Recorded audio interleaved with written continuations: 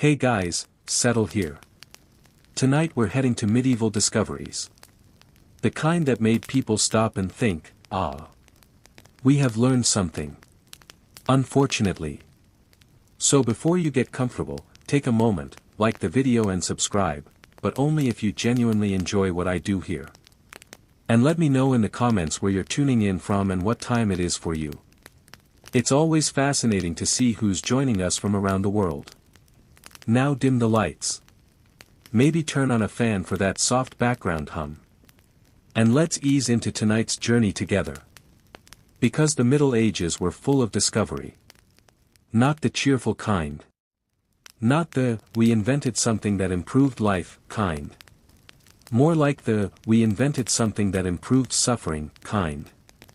Medieval progress had a personality. It was ambitious, stubborn, and deeply unserious about safety.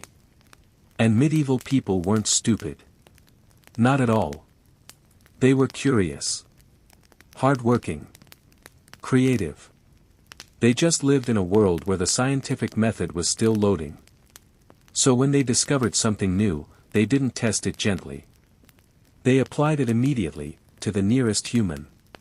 And then wrote notes. Sometimes.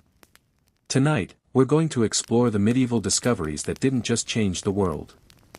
They changed it in ways that made everyone quietly wish they had never learned anything at all. And we begin, as always, with the human body. Because no medieval discovery was more unfortunate than the discovery that the human body is extremely easy to open, and extremely bad at being put back together.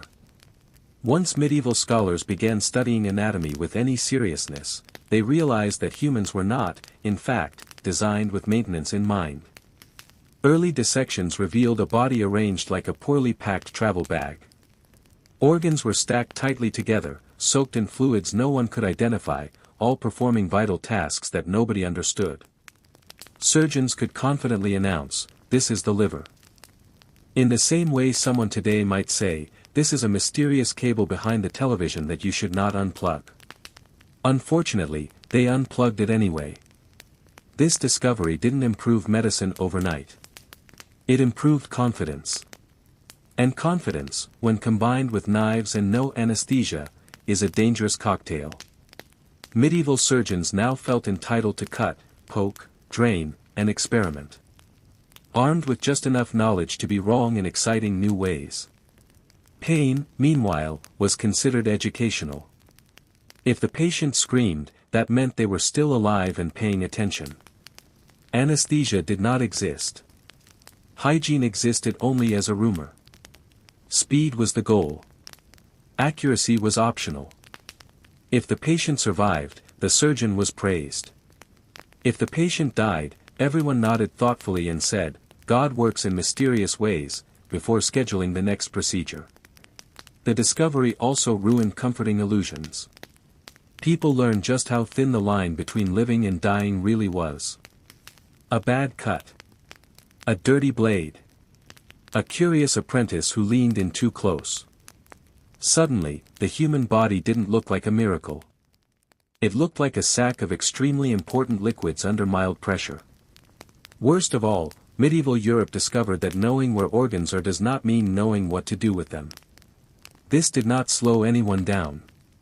Instead, it encouraged further experimentation. More cutting. More notes. More regret. Ironically, this discovery laid the groundwork for modern medicine. But at the time, it mostly laid people flat. Knowledge arrived centuries before safety, ethics, or the revolutionary idea that maybe washing your hands was worth trying. The medieval world learned something profound and deeply unsettling. Humans are fragile, temporary, and poorly assembled. And instead of backing away slowly, they leaned closer, knife in hand, and said, "Interesting." And once medieval Europe learned how the human body was assembled, it immediately asked the next logical question. Not, how do we heal it? But, how much of this can it take before it stops working? And thus began one of history's least necessary research projects. The precise measurement of human pain. Medieval authorities, physicians, and legal systems slowly discovered that pain was not random. It could be controlled, extended, applied in stages. You could hurt someone a little, a lot, or just enough to keep them conscious and regretting their decisions. This realization did not lead to compassion. It led to creativity. Punishment became experimental. Officials learned that breaking a bone was dramatic but inefficient. Crushing was effective but messy. Stretching worked wonderfully and left fewer visible marks. Every method was refined through trial, error, and an alarming amount of note-taking. The human body became a testing ground. And the results were shared widely. This wasn't medieval chaos. It was medieval optimization. Executioners and torturers weren't amateurs. They were trained professionals who knew exactly how to cause maximum suffering without accidentally killing the subject too early. Death was not the goal. The experience was. If someone died too fast, that was considered poor craftsmanship. Pain also became educational. Confessions obtained under torture were considered reliable.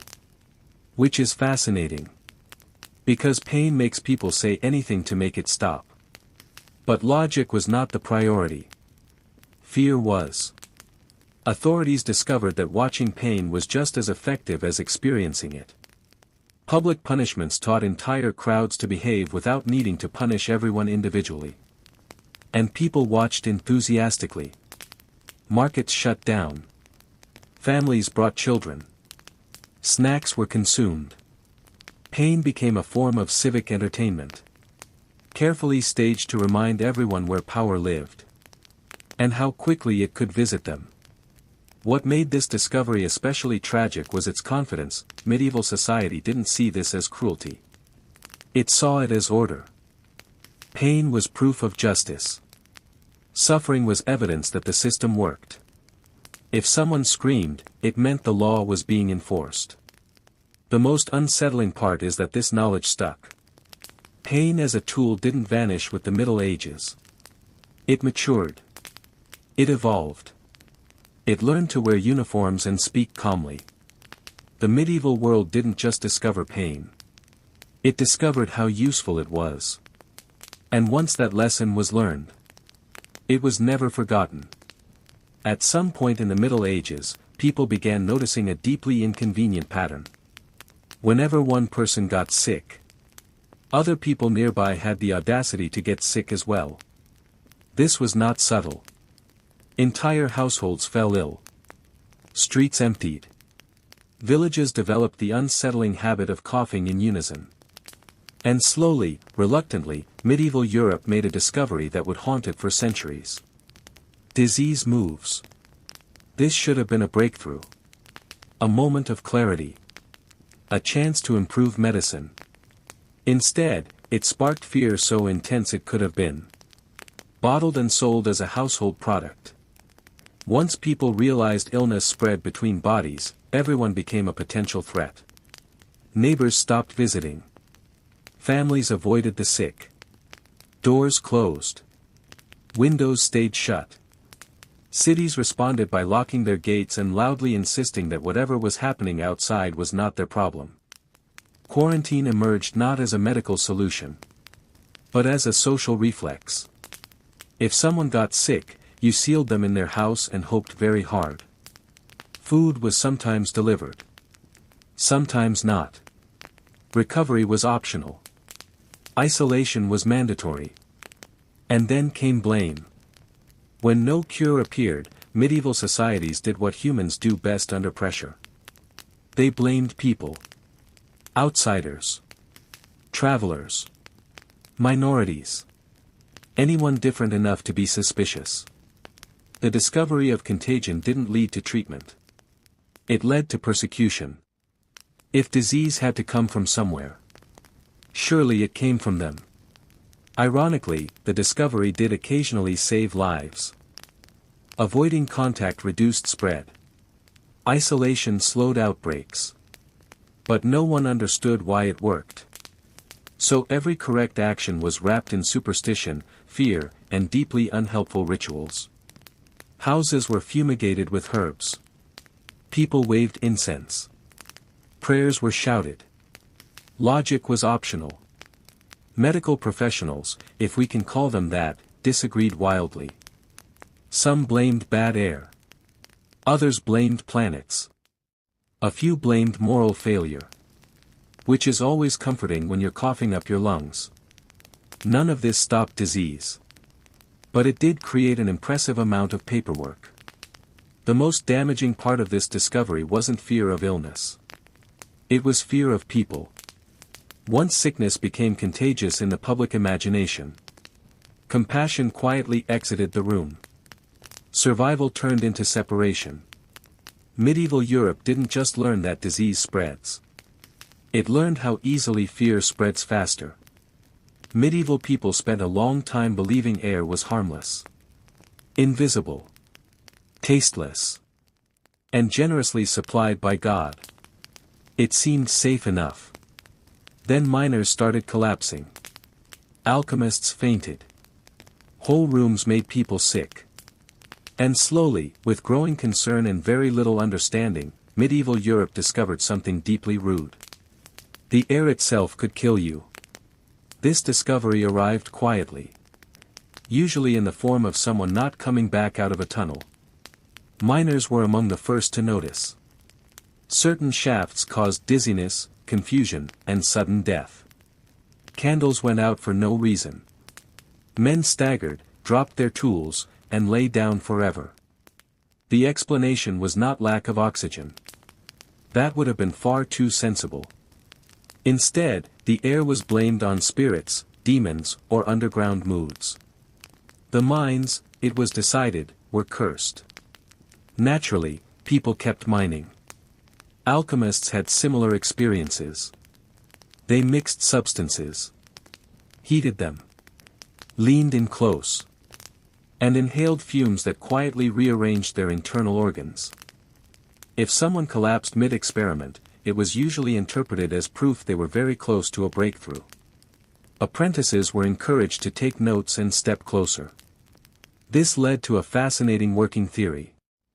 Poisonous air was selective. If it killed you, you were weak. If it didn't, you were meant for greatness. Survival bias became a research method. Cities made their own contribution to airborne danger. Tanners, dyers, metalworkers, butchers. All produced fumes that turned neighborhoods into slow-motion hazards. Medieval towns were dense, smoky, and enthusiastic about burning things indoors. Ventilation was not a priority. If smoke filled the room, that simply meant the fire was working. The discovery that air could harm you didn't lead to safety measures. It led to rituals. Herbs were burned to clean the air. Bells were rung. Windows were opened occasionally, just long enough to let the cold in and morale out. Ironically, medieval people were half right. Air was dangerous. Just not in the way they thought. Poisonous gases, fumes, and smoke slowly damaged lungs and shortened lives. All while remaining invisible enough to feel mystical. The cruel irony is that medieval Europe learned the truth. But not the explanation. Air could kill you, yes. But instead of asking how, they asked who offended it. And once you believe the air itself is angry, there is very little you can do to negotiate with it. At some point in the Middle Ages, humanity made a bold decision. To repeatedly handle, ingest, inhale, and admire mercury. Shiny. Liquid. Mysterious. Mercury looked magical. It flowed like water, reflected light like a mirror, and refused to behave like any metal people had ever seen. Naturally, medieval thinkers concluded it must be good for you. This was a mistake. Alchemy, medicine, and cosmetics all embraced mercury with unearned enthusiasm. Alchemists believed it was the key ingredient in transformation. The soul of metal itself. Physicians prescribed it for skin diseases, digestive problems, and conditions that did not need mercury anywhere near them. Some doctors even recommended rubbing it into wounds. which is impressive confidence considering wounds already had enough problems. Mercury became a medieval multi-tool. It was swallowed, smeared, inhaled, worn, used to treat parasites, purify the body, chase away illness. The fact that patients began trembling, drooling, losing teeth, and slowly losing their grip on reality was interpreted not as a warning sign, but as proof the treatment was working. The symptoms were unmistakable. Hands shook uncontrollably. Speech slurred. Mood swings became dramatic. Memory faded. And yet, instead of saying, "Perhaps this liquid metal is poison," medieval medicine concluded, "Excellent. The illness is leaving the body violently." Alchemists fared no better. They heated mercury in enclosed spaces, inhaled the vapors, and wondered aloud why they felt dizzy, confused, and increasingly unwell. Apprentices collapsed. Masters died young. The response was not caution. It was curiosity. If mercury caused madness, perhaps madness was simply the price of knowledge. Even beauty culture got involved. Mercury compounds appeared in cosmetics, promising clear skin and eternal youth.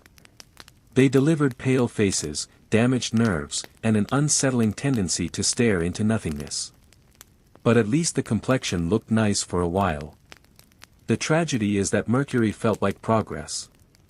It was tangible, dramatic, visibly active. It moved. It reacted. It seemed powerful. Medieval people mistook activity for healing. A mistake humanity has made many times since. The Middle Ages didn't just discover mercury. They discovered how confidently people can poison themselves when something sparkles just enough to feel important.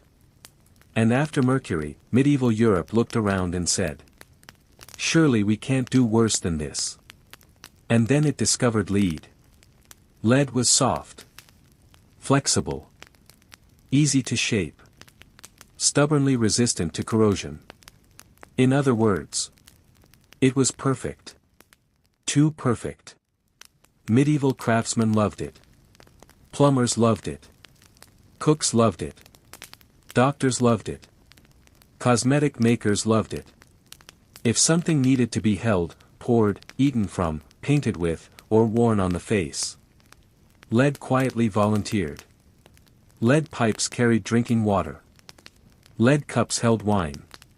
Lead plates served food. Lead glazes coated pottery. Lead powder whitened faces. Lead sheets lined roofs. It was everywhere, doing everything all at once. And at first, it seemed harmless. Then people started feeling off. Memory faded. Mood shifted. Judgment weakened. People grew irritable, confused, sluggish. Some became infertile. Others developed chronic pain or strange illnesses that no one could explain. This was inconvenient. But medieval medicine handled inconvenience very well.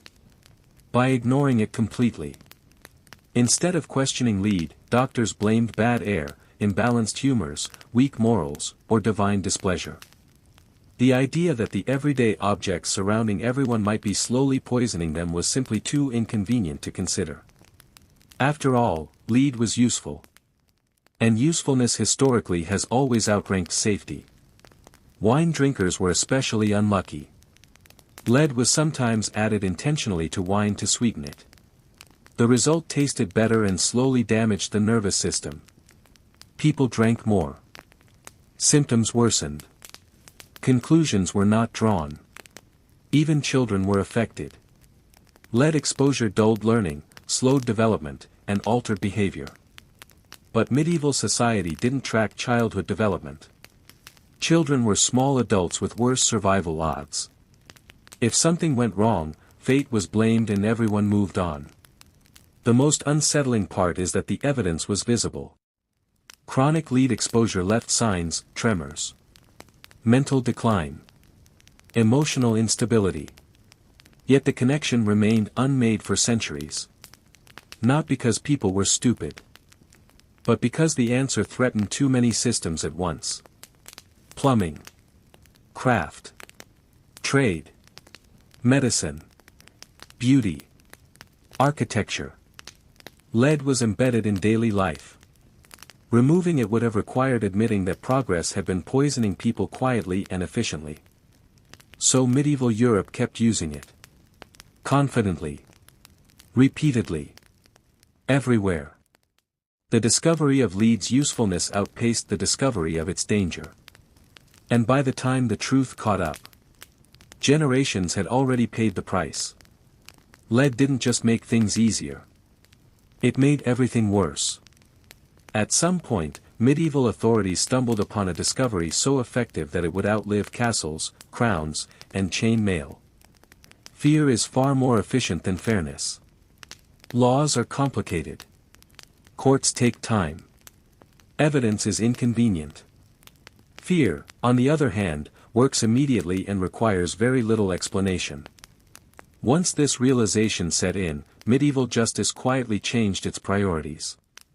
Punishment stopped being about correcting behavior, and started being about making an example. The goal was no longer to restore balance or determine truth. The goal was to ensure that everyone watching went home thinking, "I will never do whatever that person just did." Ideally, while slightly nauseous. Public punishment became the cornerstone of order. Executions, floggings, mutilations, humiliations. Carefully staged in central squares where crowds could gather comfortably. Timing mattered. Market days were popular. Nothing reinforced obedience like combining errands with a vivid reminder of consequences. Authorities discovered that you didn't need to punish many people. You just needed to punish a few very visibly. Fear spread faster than any decree. People didn't need to know the law. They just needed to remember the sound someone made when it was enforced. Fairness, meanwhile, was optional. Trials were short. Evidence was flexible.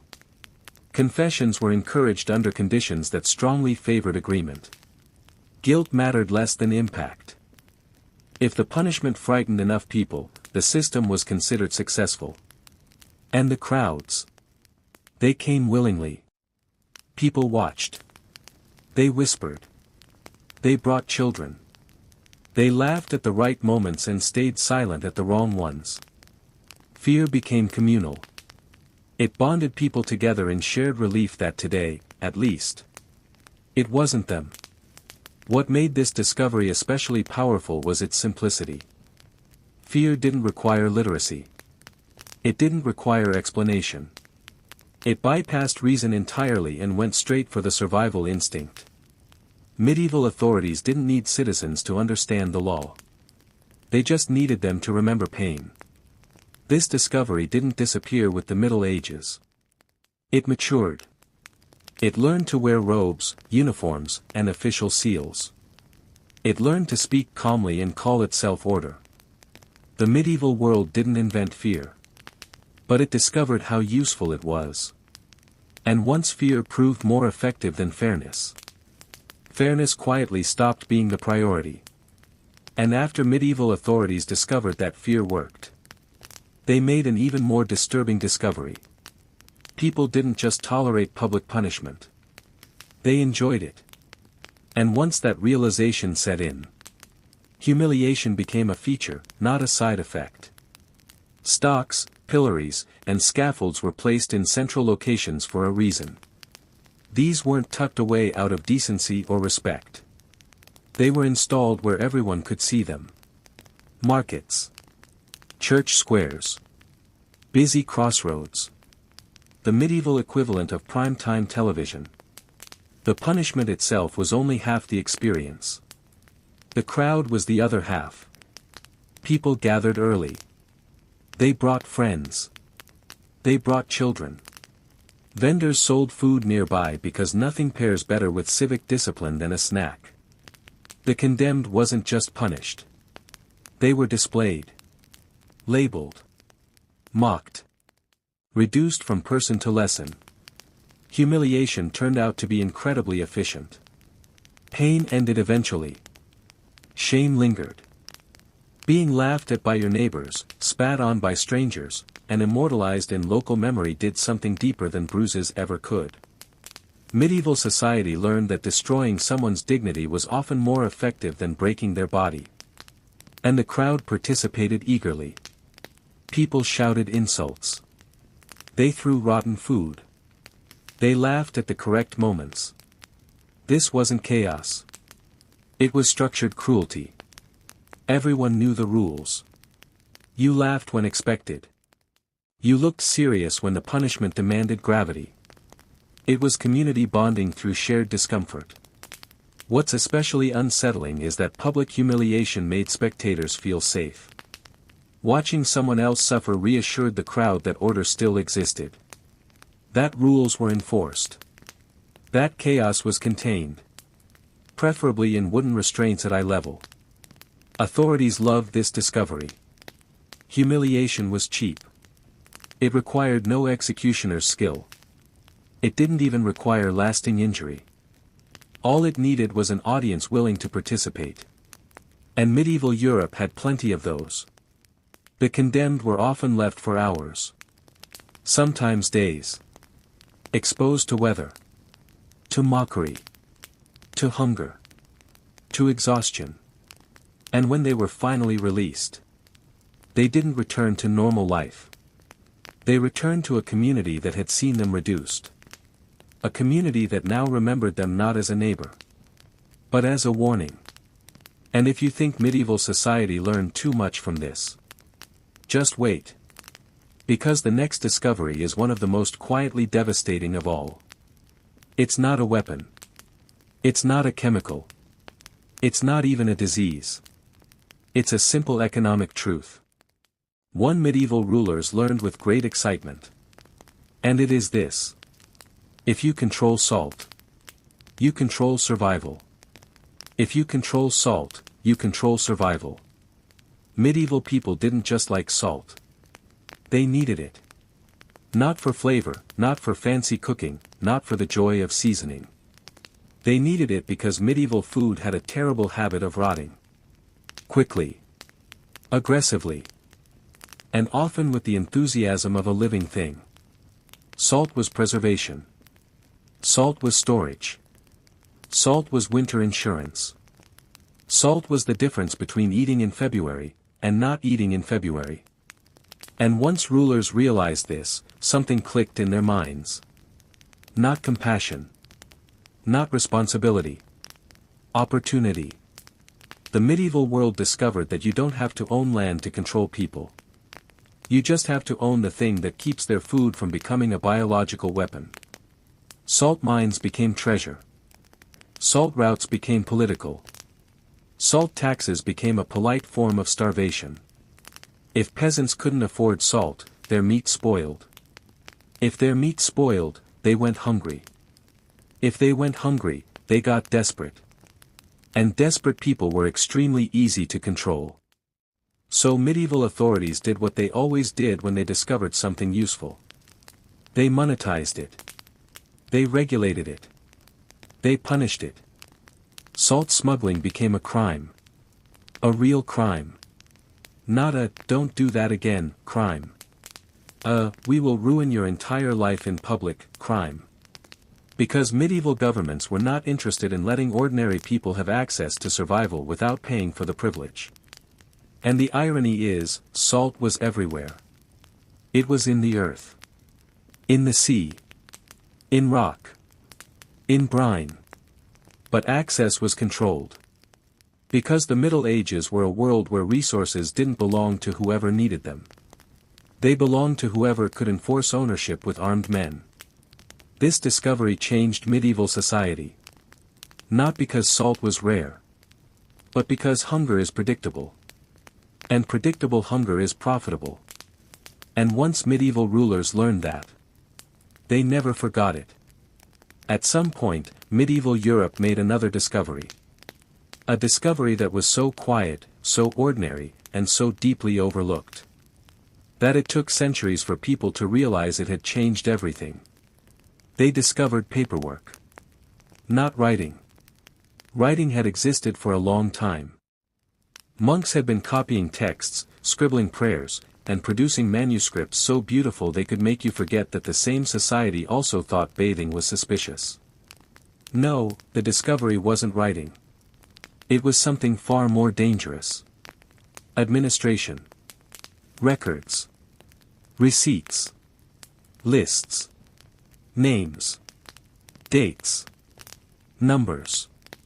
And once medieval authorities realized that you could record human lives on parchment, they became obsessed. Because the moment you write something down, you can control it. If your name is on a list, you exist in a system. If you exist in a system, you can be taxed. If you can be taxed, you can be punished. And if you can be punished, you can be managed. Paperwork did not make society fair. It made society legible.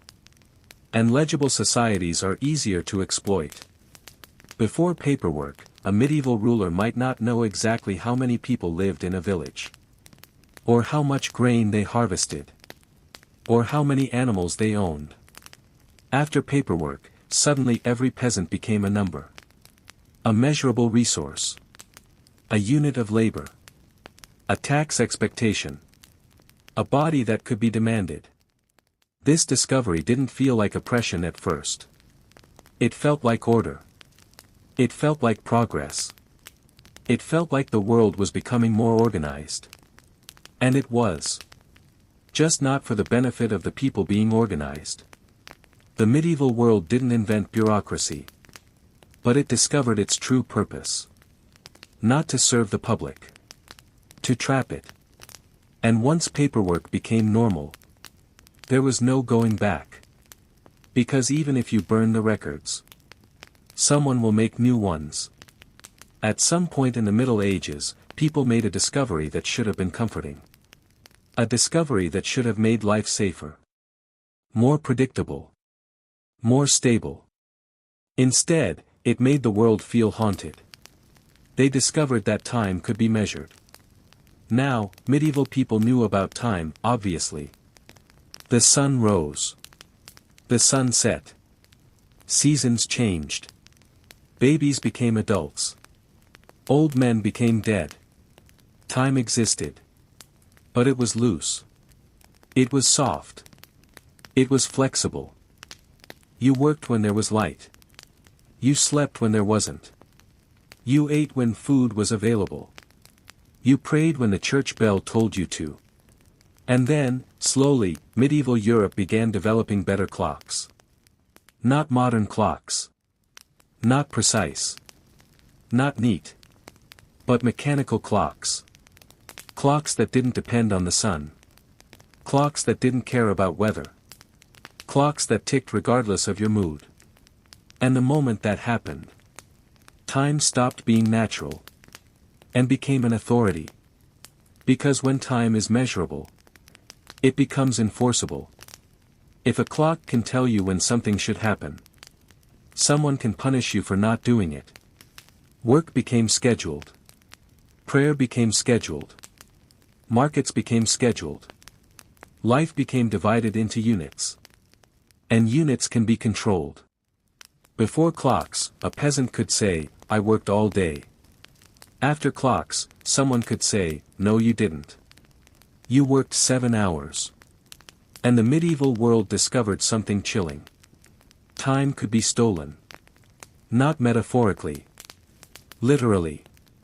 If your lord demands extra hours, that is time you will never get back. If your employer forces you to work longer, that is life being removed from you in measured portions. Clocks didn't just tell time. They created the idea that your time belonged to someone else. And once that idea existed, it spread. Quietly. Like a disease. At some point, medieval Europe made a discovery so obvious that it almost feels insulting that it had to be discovered. But it did. They discovered that light attracts insects. This seems harmless. This seems trivial. This seems like the kind of discovery you make while bored. Until you realize medieval homes were filled with candles. And medieval homes were also filled with straw. And medieval homes were also filled with fleas. And medieval people were also filled with blood. Candles were not just light. They were a beacon. A signal. A dinner invitation for anything crawling, biting, buzzing, or leaping. People noticed that when candles burned at night, the room became alive. Small bodies. Small legs. Small wings. Small intentions. And medieval people, with their signature blend of observation and complete misunderstanding, concluded. The light was cursed. Or the candle was cursed. Or the insects were demons. Or the demons were insects. It didn't matter. The important thing was that medieval nights were not peaceful. They were filled with movement. Biting. Scratching. Itching. The sensation that something was always on you. Always near you. Always hungry. And in a world where plague existed, where disease moved invisibly through bodies, where bad air was blamed for everything. The discovery that tiny creatures were drawn to your light source was deeply unsettling. Because it meant you weren't alone. Even in your own home. Even in your own bed. Even under your blanket. Especially under your blanket. At some point, medieval people made a discovery that was truly revolutionary. They discovered that you could filter water. Not perfectly. Not safely by modern standards. But enough to notice a difference. Cloth filtering. Sand filtering. Boiling. Sometimes even charcoal. And for a brief, shining moment, medieval Europe stood on the edge of something incredible. A world where drinking water might not be a gamble. And then. They did what medieval Europe always did. They turned it into a class privilege. Clean water became a luxury. The wealthy had access to better wells. Better sources. Better storage. Better servants to fetch it. The poor drank from rivers. From streams. From city runoff. From whatever puddle didn't look too insulted to be approached. And when the poor got sick, the conclusion wasn't, their water is dangerous. The conclusion was, their bodies are weak. Because medieval society loved moral explanations. If something went wrong, it was never because the system was unfair. It was because you were flawed. Or sinful. Or unlucky. Or cursed. Filtering water did not become a universal practice. It became an advantage. And like all advantages in medieval society, it became hereditary. At some point, medieval Europe discovered something that would permanently damage the relationship between humans and animals. They discovered that animals could be blamed. Not metaphorically. Legally. Medieval courts, in certain places and times, actually put animals on trial. Pigs. Goats. Rats. Even insects.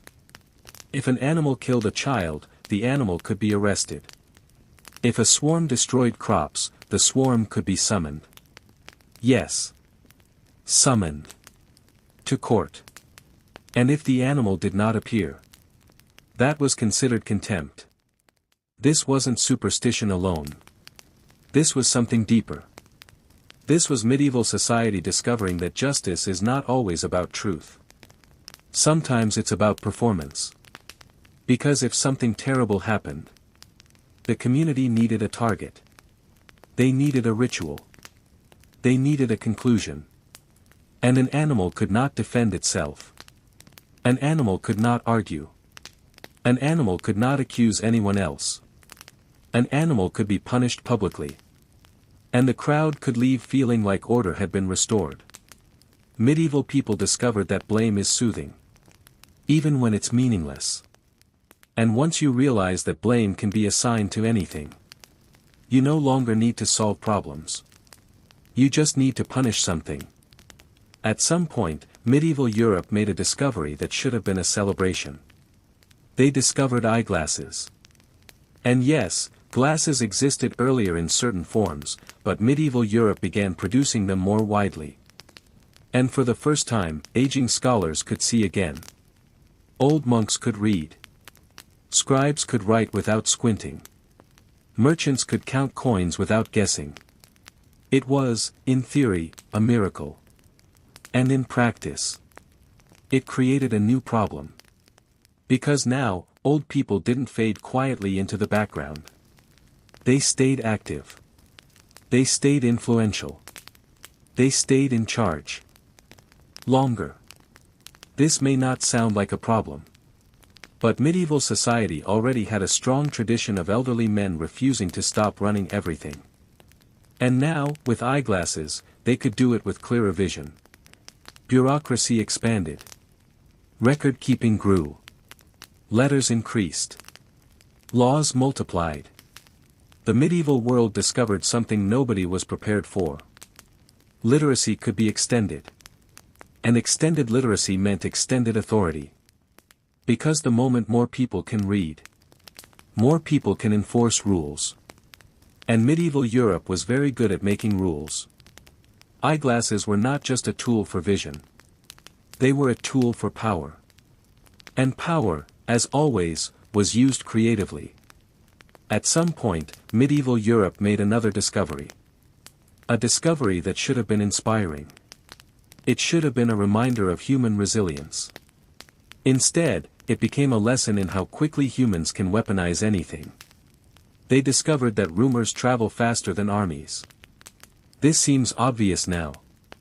But in a world without mass media, without printing presses, without instant communication, rumors were information. Rumors were news. Rumors were reality. If someone said a village was cursed, it became cursed.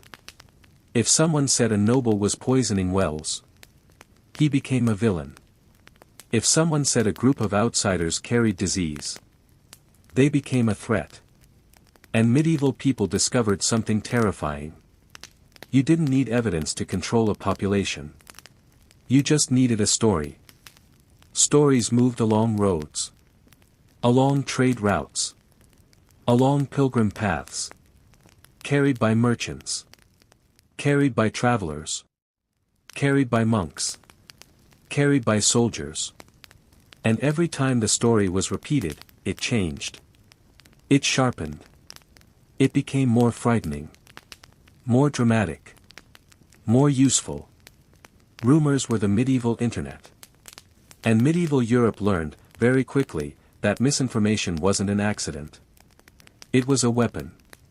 A way to destabilize rivals. A way to justify violence. A way to create fear on demand. And once people discovered how easy it was to shape reality with words, they stopped needing truth. Truth became optional. At some point, medieval Europe made a discovery that seemed harmless. A discovery that sounded like a convenience. A luxury. A small improvement. They discovered sugar. Now, sugar existed long before medieval Europe got its hands on it in large quantities. But when it began to spread more widely through trade, it was treated like a miracle. Sweetness was rare. Honey existed, yes. But sugar was different. It was clean. It was pure. It was concentrated. It made bitter foods tolerable. It made medicine easier to swallow. It made life feel slightly less miserable. And medieval Europe, as always, responded to something pleasurable with complete restraint. No. They responded with obsession. Sugar became status. A rich person could afford sweet foods. Sweet wines. Candied fruits. Sugar sculptures at feasts. Yes. Sugar sculptures. Because nothing says, I have power, like shaping sweetness into decorative objects while peasants nearby are eating boiled roots. And then medieval Europe discovered something else. Teeth are not designed for this. Sugar didn't just rot teeth. It made dental pain common. And medieval dentistry was not dentistry. It was extraction. It was pliers. It was prayer. It was screaming. So sugar, the sweet luxury, quietly introduced a new kind of suffering. A slow, throbbing, relentless pain in the jaw. A pain that could keep you awake at night. A pain that could infect the bloodstream. A pain that could kill you. And medieval Europe did not stop eating sugar. Because medieval people discovered something timeless. Pleasure is often worth the damage. Especially when the damage takes a while.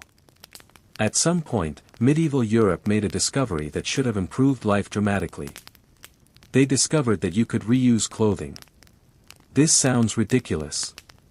Of course you can reuse clothing. But medieval clothing was expensive. Fabric was labor. Wool had to be sheared. Washed. Carded. Spun. Woven. Dyed. Sewn. A single garment represented enormous work. So people reused clothing. They patched it. They mended it. They handed it down. They bought second-hand garments. And second-hand clothing markets became common. Which was practical. Efficient. Sustainable. And also a wonderful way to spread lice, fleas, scabies, and disease. Medieval Europe discovered, without understanding it, that fabric can carry misery. A cloak could hold warmth. And parasites. A tunic could hold dignity. And infection. A blanket could hold comfort. And plague. But people didn't stop reusing clothing. Because they couldn't. And so the medieval world continued doing what it always did. Balancing survival against invisible risks. And losing. Quietly. Repeatedly. And now, as the night deepens and the world grows softer, we arrive at one of the most powerful medieval discoveries of all. The discovery that information can be copied quickly. Because once medieval Europe discovered printing, everything changed. Not immediately. Not neatly. But inevitably. The printing press did not create knowledge. It multiplied it. And medieval society was not prepared for multiplied ideas. Because ideas are contagious. And unlike plague, you can't quarantine them. And unlike plague, you can't quarantine them. At first, the printing press seemed like a blessing. Books had always existed, of course. Manuscripts. Hand-copied texts. Monks hunched over desks in candlelight, turning their eyesight into holy sacrifice. But books were slow. Expensive. Rare. A luxury item. A book was not something you owned casually. A book was something you inherited. Or stole. Or died protecting. And then printing arrived. And suddenly, words could multiply. Not at the speed of thought. But fast enough to feel like magic. A single idea could be copied hundreds of times. A sermon. A poem. A political insult. A complaint about taxes. A rumor disguised as a public notice. And medieval Europe discovered something deeply dangerous. When information becomes cheap, authority becomes fragile. Because authority depends on controlling narratives. Controlling who knows what. Controlling who is allowed to speak. And printing did something medieval elites did not appreciate. It gave ordinary people access to opinions. Not just facts. Opinions. And opinions are like sparks. They don't always ignite. But when they do, they burn in unpredictable directions. The printing press didn't just spread knowledge. It spread arguments. It spread heresy. It spread rebellion.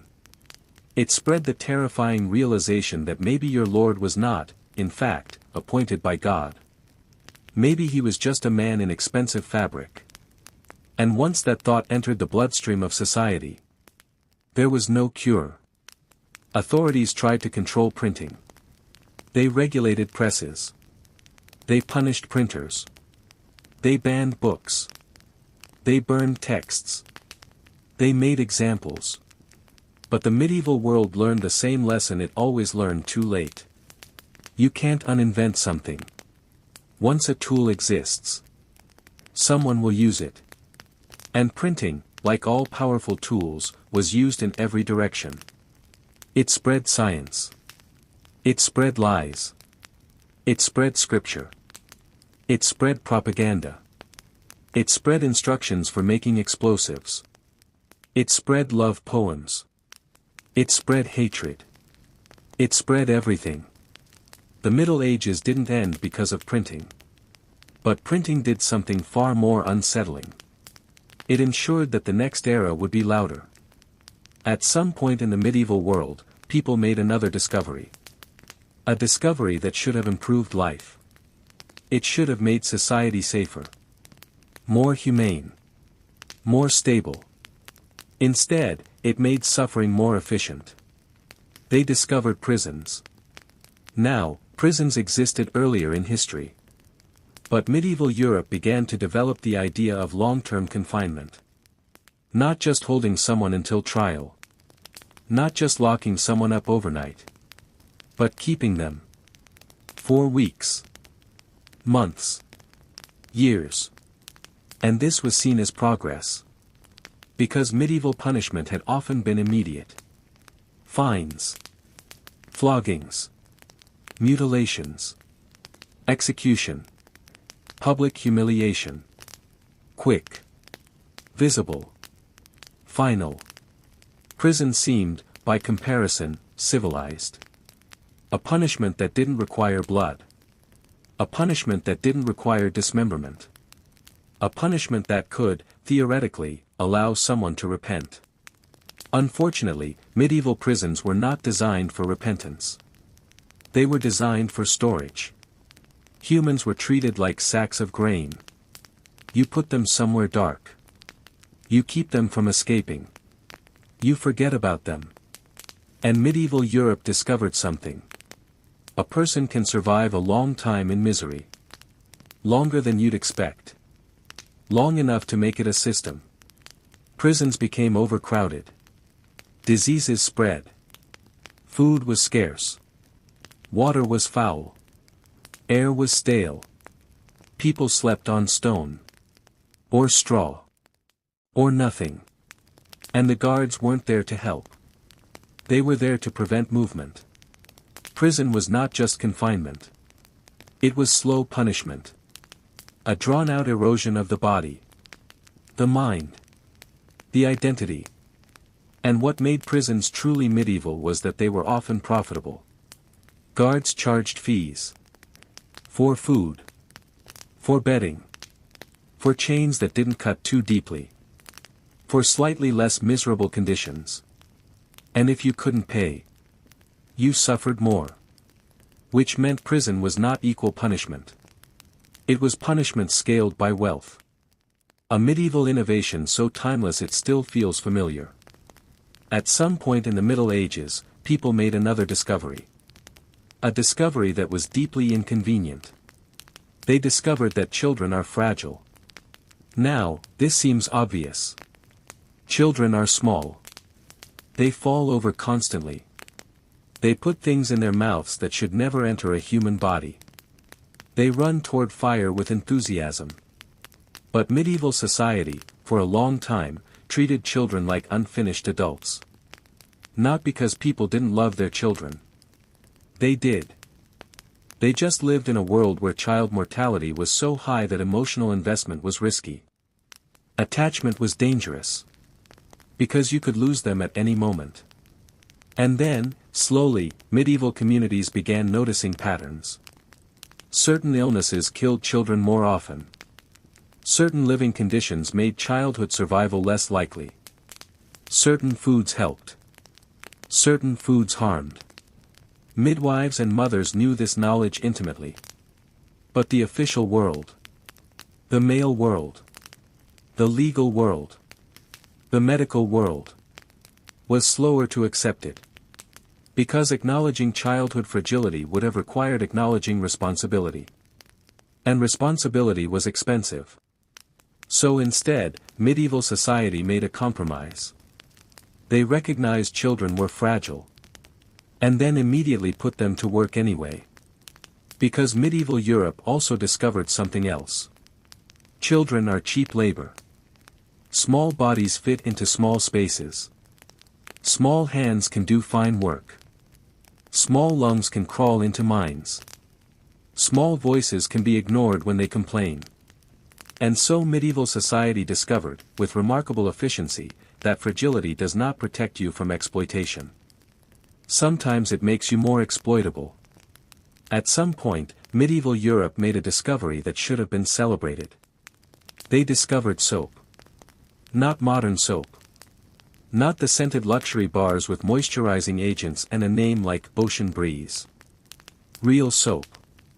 Lye-based. Harsh. Often homemade. Sometimes mixed with animal fat. Sometimes mixed with ash. Sometimes mixed with whatever the household had available. Soap existed in various forms earlier, yes. But in medieval Europe, soap production expanded in certain regions. And people noticed something. Washing helped. Not just with smell. With health. With skin conditions. With infections. With parasites. It wasn't perfect. They didn't understand germs. But they understood results. And for a brief moment, medieval Europe stood again on the edge of a breakthrough. And then it happened. Soap became associated with luxury. With vanity. With indulgence. Washing too often became suspicious. Because medieval morality had a strange relationship with cleanliness. Cleanliness was good. But enjoying cleanliness was questionable. If you wanted to smell nice, maybe you were sinful. If you wanted to bathe, maybe you were arrogant. If you wanted to wash your hands before eating, maybe you thought you were better than everyone else. So the discovery of soap didn't become a universal health practice. It became a social signal. A thing the rich did. A thing the poor did less. And a thing some religious voices criticized. Because nothing threatens medieval authority like someone quietly improving their life. At some point, medieval Europe made another discovery. A discovery that should have improved safety. They discovered that fire spreads. Again, obvious. But medieval cities were made of wood. Roofs were thatch. Walls were timber. Floors were straw. Candles burned constantly. Fires were used for cooking. Heating. Crafting. Lighting. Everything. And medieval towns were built close together. Because people liked being near markets. Near churches. Near protection. Near other people. So medieval Europe discovered, repeatedly, that fire does not respect property lines. A single spark could destroy an entire neighborhood. A single unattended candle could erase generations of labor. A single accident could turn a city into ash. And when this happened, medieval people didn't respond with modern safety regulations. They responded with prayer. They responded with processions. They responded with blaming someone. Because medieval Europe also discovered something else. Disasters need villains. If a city burned, it couldn't just be an accident. It had to be someone's fault. A careless baker. A drunk blacksmith. A foreigner. A heretic. A witch. Someone had to be punished so the community could feel safe again. And so fire, one of humanity's oldest tools, became one of medieval Europe's most reliable sources of paranoia. At some point, medieval Europe made a discovery that changed war forever. They discovered that you don't have to kill soldiers to win. You can kill food. This was not a new concept in human history. But medieval warfare refined it. Armies burned crops, poisoned wells, stole livestock, destroyed mills. Not because it was dramatic. Because it was effective. If you starve a region, you weaken resistance. If you weaken resistance, you reduce the need for battle. And medieval Europe discovered something chilling. Starvation is a weapon that doesn't require skill. You don't need to be a trained knight. You don't need a sword. You don't need courage. You just need time. And the people who suffer most are not soldiers. They are peasants. Children. Elderly. The ones who cannot flee. The ones who cannot fight. The ones who simply live where the war happens. Medieval Europe discovered that war doesn't have to be fought on a battlefield. It can be fought in kitchens. In granaries. In fields. And once this tactic became normal, war became less heroic. And more total. At some point, medieval Europe made a discovery that should have been harmless. They discovered perfume. Not perfume as we know it. But scented oils. Herbs. Incense. Distilled fragrances. Smells that could cover other smells. And medieval Europe needed this. Because medieval Europe smelled powerful. Cities were filled with waste. Animals. Smoke. Bodies. Tanneries. Butchers. Open drains. Markets. Rotting food. And perfume became a way to survive socially. A way to mask reality. And then medieval Europe made a mistake. It began treating smell like medicine.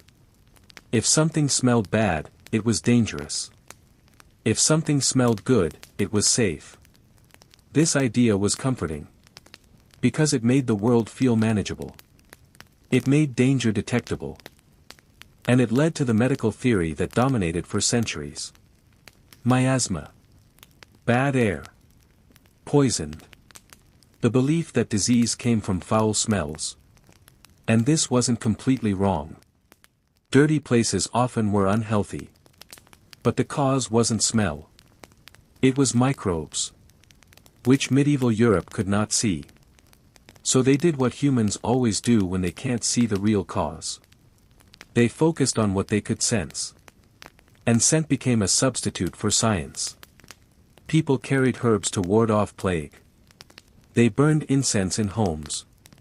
They wore scented masks. They fumigated rooms. They filled churches with smoke. And they believed, sincerely, that good smells could protect them. The discovery of perfume did not cure disease. But it did create the illusion of control. And sometimes, the illusion of control is more comforting than truth. At some point, medieval Europe made a discovery that was both practical and tragic. They discovered that you can preserve bodies. Not perfectly. Not forever. But enough to transport them. Enough to display them. Enough to keep them recognizable. And medieval society, being medieval society, immediately applied this discovery to the most important people. Saints. Kings. Nobles. Relics. Holy remains. Because medieval Europe loved relics. A saint's bone. A fragment of cloth. A tooth. A finger. A skull. Relics were believed to carry power. Protection. Healing. Miracles. And once medieval Europe discovered methods of preserving bodies, the relic trade exploded. And so did fraud. Because if relics were valuable, then fake relics were profitable. And medieval Europe discovered something timeless. If people want to believe something badly enough, you can sell them anything. Churches competed for relics. Pilgrims traveled to see them. Donations poured in. And suddenly, Europe was filled with multiple, authentic, skulls of the same saint. Multiple, true, fragments of the cross. Multiple, real, fingers. The discovery of preservation didn't strengthen faith. It commercialized it. And it taught medieval society that even holiness could be monetized. At some point, medieval Europe made a discovery that should have made people kinder. They discovered mental illness. Not as we understand it now. Not with diagnoses. Not with treatment. But they noticed patterns. People who heard voices. People who behaved erratically. People who couldn't function normally. People who were overwhelmed by sadness. By fear. By paranoia. By rage. And medieval Europe, lacking psychology, made the simplest explanation. Possession. Demons. Curses. Sin. This was not just ignorance. It was a cultural reflex. If something is strange and frightening, it must be supernatural. And once mental illness was framed as spiritual failure, the treatment became spiritual punishment. Exorcisms. Beatings. Isolation. Prayer. Fasting. Sometimes burning. And medieval Europe discovered something devastating. If you don't understand suffering, you can turn it into a crime. The discovery of mental illness did not lead to care. It led to fear. And fear, as always, led to cruelty. Now, take a slow breath. Let the world soften again. Because we're not done. Medieval Europe still has many discoveries left. Discoveries about food. About money. About love. About death. And about the quiet ways humans learn to hurt each other more efficiently. While insisting it was progress. And the next discovery is one of the most medieval of all. They discovered that you can sweeten wine. With lead. On purpose. They discovered that you can sweeten wine with lead. And yes. This is exactly as stupid as it sounds. But medieval Europe didn't see it as stupidity. They saw it as cleverness. Because medieval wine, especially cheap wine, was often rough. Sour. Thin. Sometimes half vinegar by the time it reached your cup. And in a world where clean drinking water was not always reliable, wine was not just a luxury. It was hydration. It was calories. It was medicine. It was culture. So people wanted it to taste good. And they discovered something. If you boil wine in lead vessels, or store it in lead-lined containers, it becomes sweeter, smoother, more pleasant. The Romans had already learned this, and the knowledge didn't vanish completely. It lingered. Like a bad ghost. And in medieval Europe, it resurfaced. Sometimes intentionally. Sometimes accidentally. Either way, the result was the same. Lead acetate forms. A compound that tastes sweet. So the wine improves. And the drinker slowly poisons themselves. Not instantly. Not dramatically. But quietly. Headaches. Fatigue. Mood changes. Stomach pain. Nerve damage. Tremors. Confusion. Infertility. Miscarriages. And if you drank it often enough. Death. The tragedy is that medieval people noticed something was wrong. They noticed certain wines made people sick. They noticed certain regions had bad wine.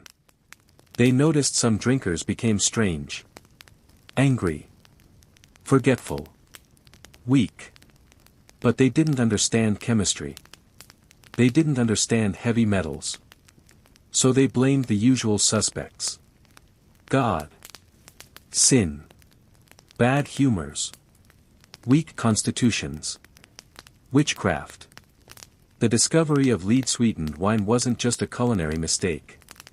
It was medieval Europe accidentally inventing mass poisoning as a lifestyle. And the worst part?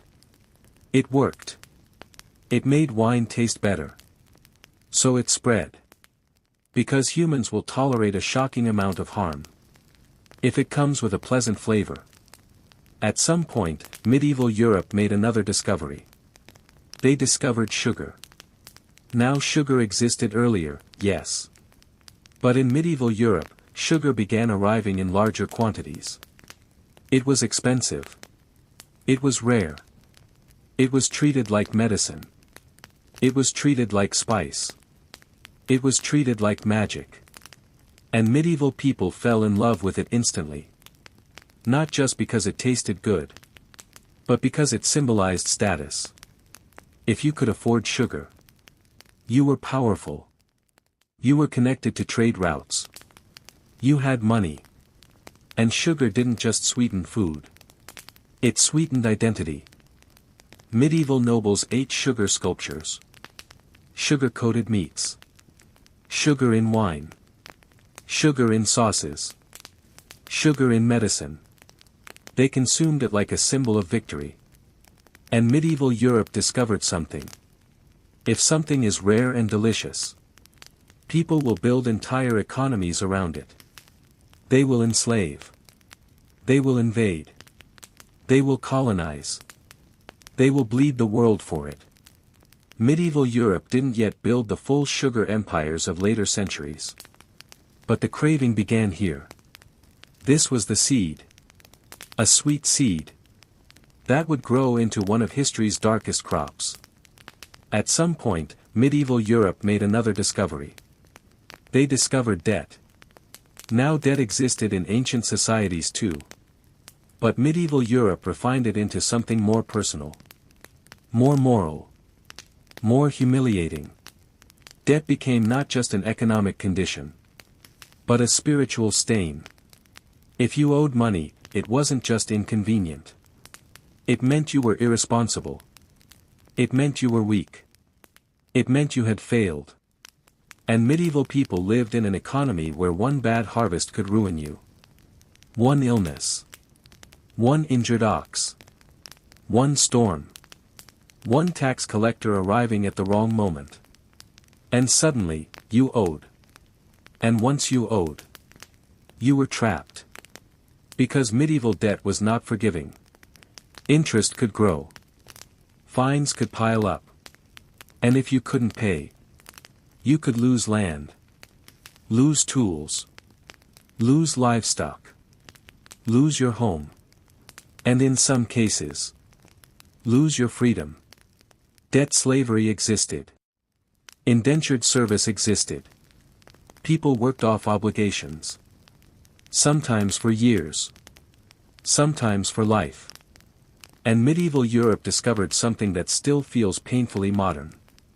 Poverty is not always a lack of effort. Sometimes it's a lack of margin. A lack of room to survive one disaster. And when you live without margin, life becomes a series of traps. At some point, medieval Europe made another discovery.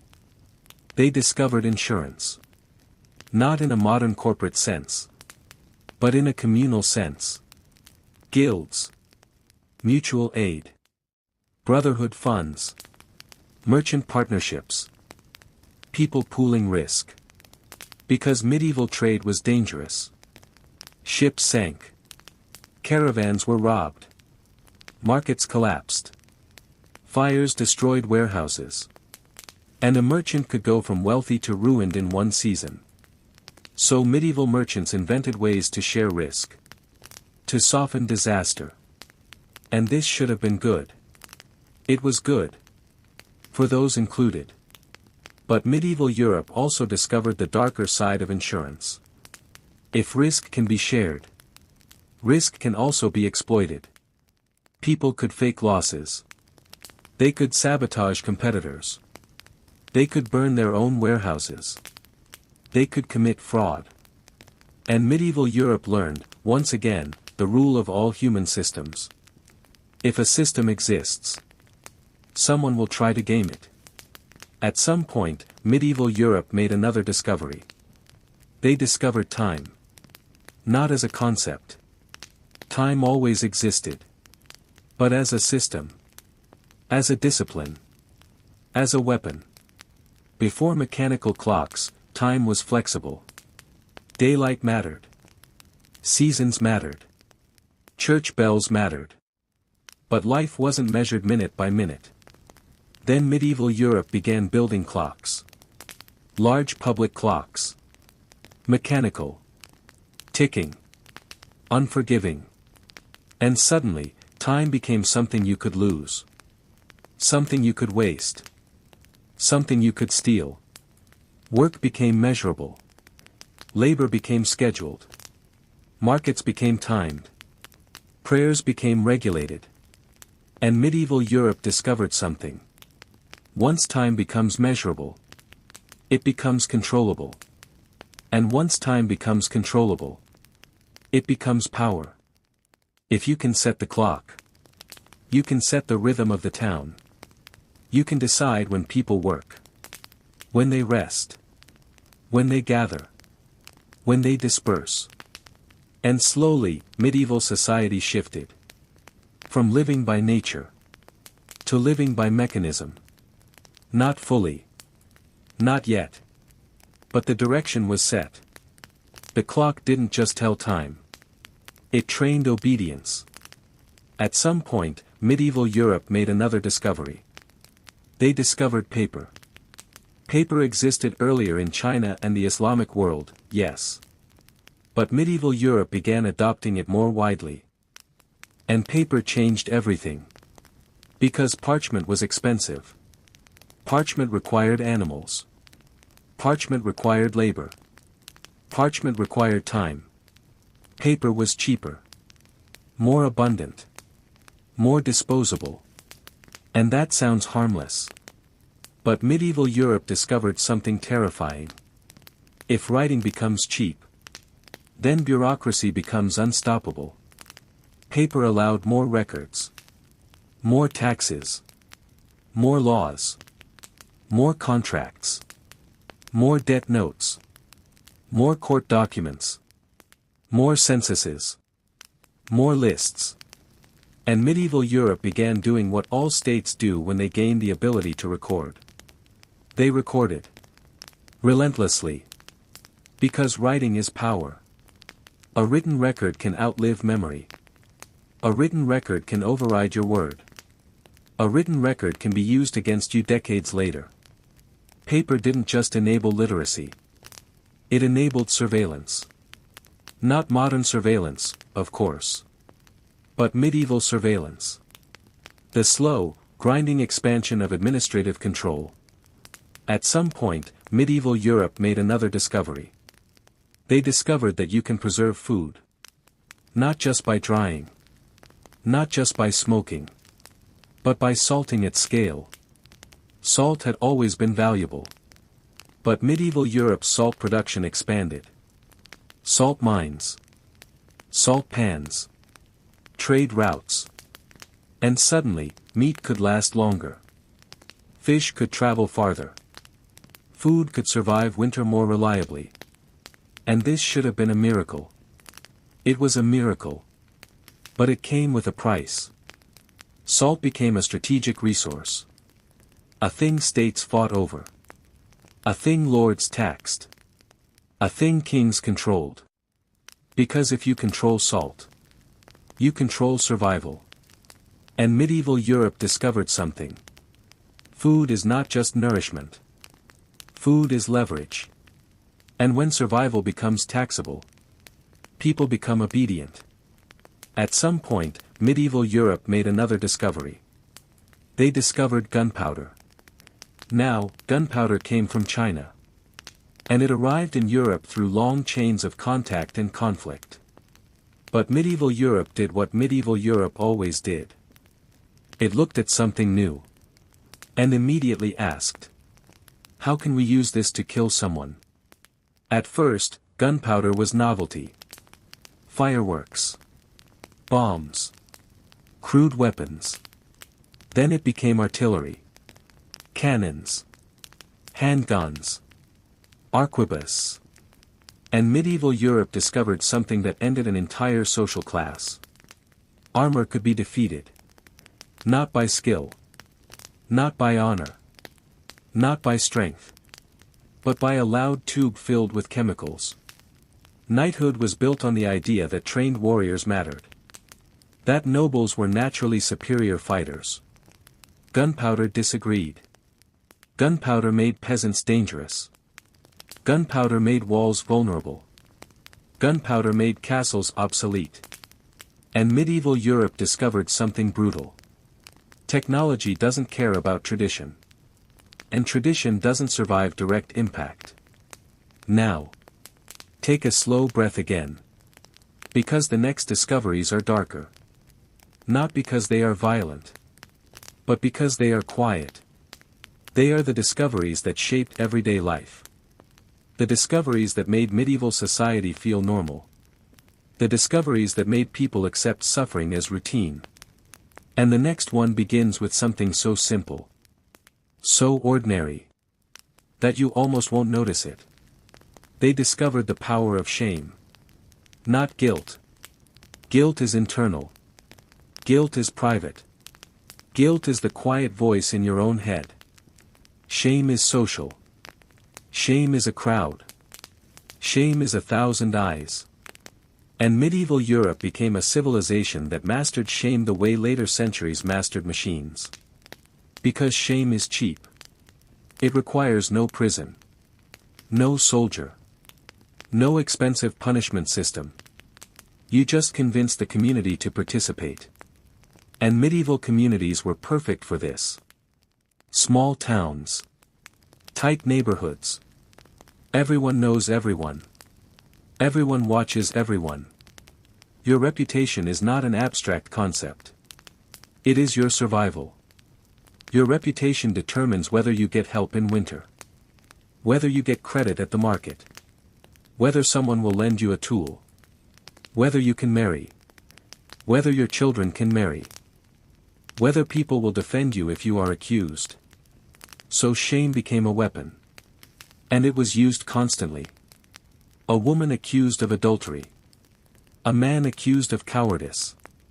A merchant accused of cheating. A widow accused of being too friendly. A young girl accused of vanity. A boy accused of laziness. A stranger accused of being a stranger. Shame was not just punishment. It was prevention. It trained people. It made them self-police. It made them behave before anyone had to force them. And medieval Europe discovered something that every authority structure eventually discovers. If people fear social humiliation, they will obey even when no one is watching. And once shame becomes normal, cruelty becomes entertainment. Stocks. Pillories. Public whippings. Hair cutting. Dunking stools. Parades of humiliation. People gathered.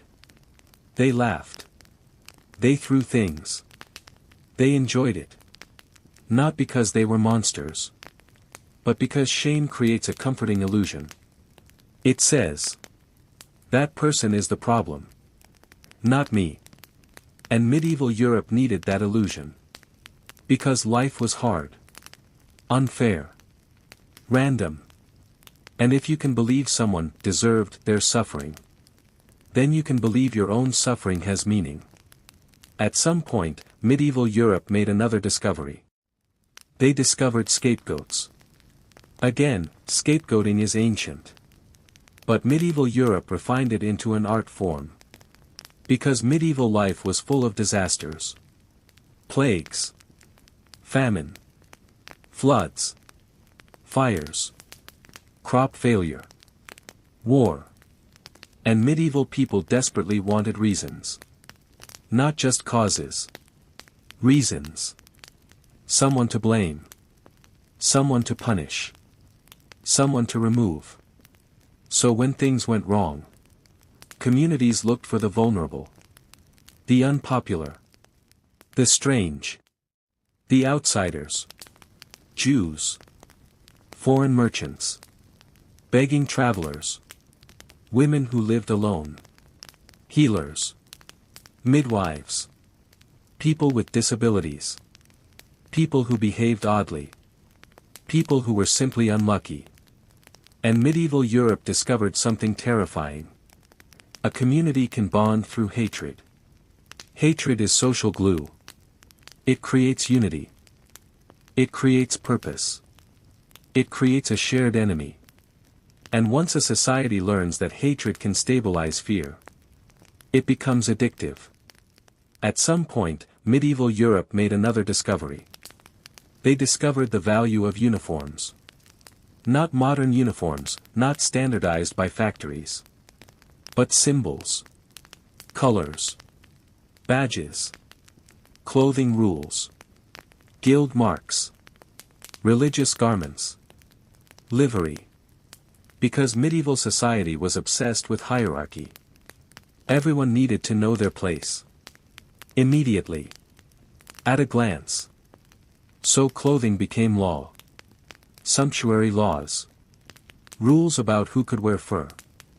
Who could wear silk. Who could wear certain colors. Who could wear gold embroidery. Who could wear jeweled belts. Because clothing was not just fashion. It was power made visible. And medieval Europe discovered something. If you control appearance, you control identity. You control how people are treated. You control who is respected. Who is ignored. Who is suspected. And this wasn't just about nobles. It was about everyone. Guild members wore marks. Servants wore livery. Religious orders wore habits. Even criminals could be forced to wear symbols. Medieval Europe made society readable. And in doing so, they made it harder to hide. Harder to escape your assigned role. At some point, medieval Europe made another discovery. They discovered bureaucracy. Not in the modern paperwork sense. But in the medieval sense. Officials. Records. Seals. Permissions. Licenses. Fees. Taxes. Documents. And bureaucracy spread because it solved a medieval problem. How do you control people you cannot personally see? A king cannot watch every village. A lord cannot inspect every field. A bishop cannot monitor every parish. So they created systems. Systems that could operate without them. And medieval Europe discovered something. A system can be more powerful than a person. Because a person can be argued with. Bribed. Persuaded. A system is colder. It doesn't care. It grinds forward. And once a society creates a system, the system begins to protect itself. To expand. To demand more records. More fees. More enforcement. Because bureaucracy always grows. It grows like mold in damp places. At some point, medieval Europe made another discovery. They discovered branding. Not in the modern marketing sense. But in the literal sense. Marks burned into flesh. Or cut into skin. Or forced onto clothing. Branding was used on criminals. On slaves. On prisoners. On people considered untrustworthy. And medieval Europe discovered something chilling. If you permanently mark someone, you don't just punish them. You define them. You remove their ability to start over. You make them a walking warning. A living sign that says, this person is not like us. And once branding becomes normal, forgiveness becomes difficult. Because the mark is always there. At some point, medieval Europe made another discovery. They discovered propaganda. Not as a modern concept. But as practice. Stories. Songs. Sermons. Paintings. Pageants. Public rituals.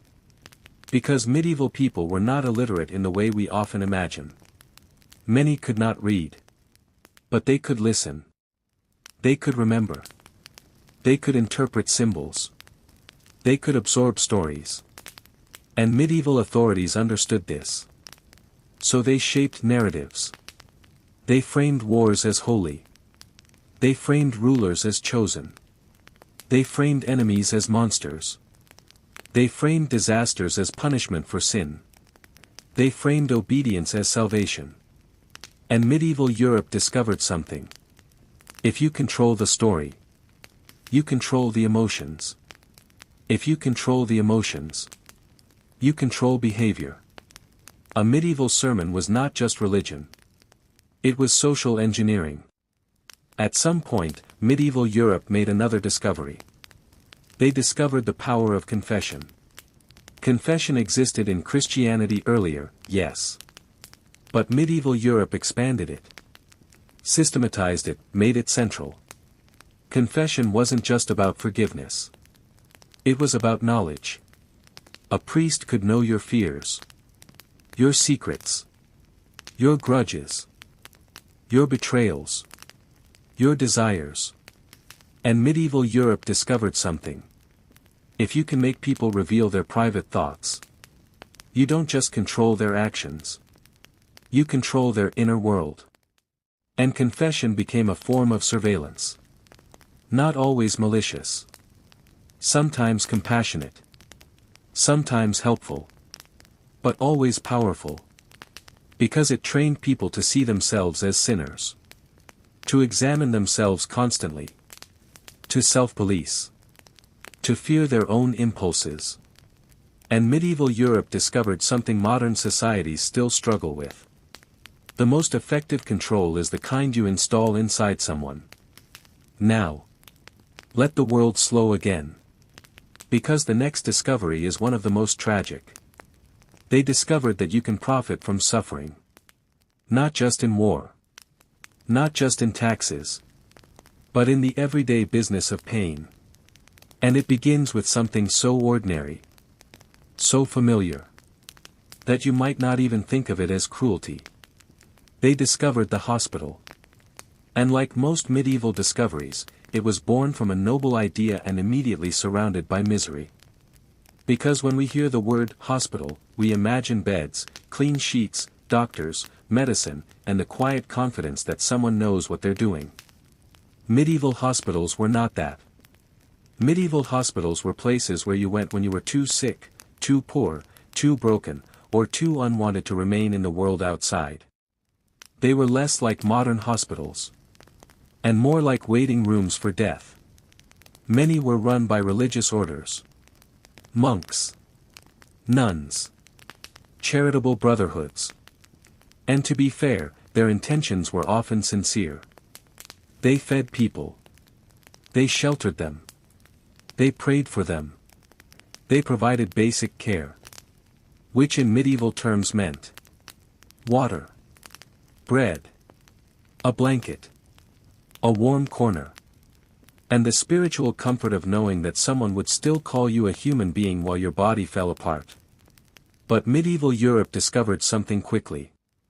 When you gather sick people together, you don't create healing. You create a disease marketplace. A concentrated exchange of infection. A place where every cough is a donation. A place where fever travels faster than kindness. And the staff had no concept of germs. No concept of sanitation. No gloves. No sterilization. No understanding of why one person's wound made another person's wound rot. The hospital became a medieval invention where the sick were cared for. And also efficiently exposed to new illnesses they didn't arrive with. The hospital, ironically, was a breakthrough in compassion. But it was also a breakthrough in communal infection. A place where mercy and mortality shared the same bed. And it didn't stop there. Because medieval Europe didn't just discover hospitals. It discovered institutions. Places where society could put people it didn't know how to handle. The insane. The disabled. The chronically ill. The elderly. The poor. Orphans. Widows. The unwanted. The difficult. The inconvenient. It was care. But it was also containment. And medieval Europe discovered something that still haunts modern systems. Sometimes, help is just a prettier form of removal. Now, once you have institutions, once you have places where people disappear, you discover the next thing. You discover authority without oversight. Because a medieval hospital was not a transparent organization. It wasn't audited. It wasn't inspected. There was no patient rights board. No complaint system. No accountability. If you were mistreated, you couldn't write a review. You couldn't sue. You couldn't go online and warn others. You could only suffer quietly and hope God was paying attention. And medieval Europe discovered something chilling. If you create a place where only the powerless go, then anything can happen there. And much did. People were neglected. Starved. Beaten. Ignored. Sometimes robbed. Sometimes abused. Sometimes treated like burdens instead of lives. And it was all justified as charity. Because charity, in medieval society, was not about dignity. It was about virtue. It made the giver feel holy. The receiver's experience was secondary. And this is one of the most medieval discoveries of all. You can build an entire system around helping people, without ever asking the people being helped what they need. The hospital was the beginning of something massive. A shift in how societies deal with suffering. Not by solving it, but by managing it. By storing it. By organizing it. By making it less visible. And once medieval Europe learned how to store suffering, it moved on to the next discovery. A discovery so common, so normal, so embedded in daily life, that most people don't even realize it was invented. They discovered the clock. Not the sundial. Not the vague sense of morning and evening. But the mechanical clock. Time as a machine. Time as a schedule. Time as control. Before clocks, time was natural. It belonged to the sun.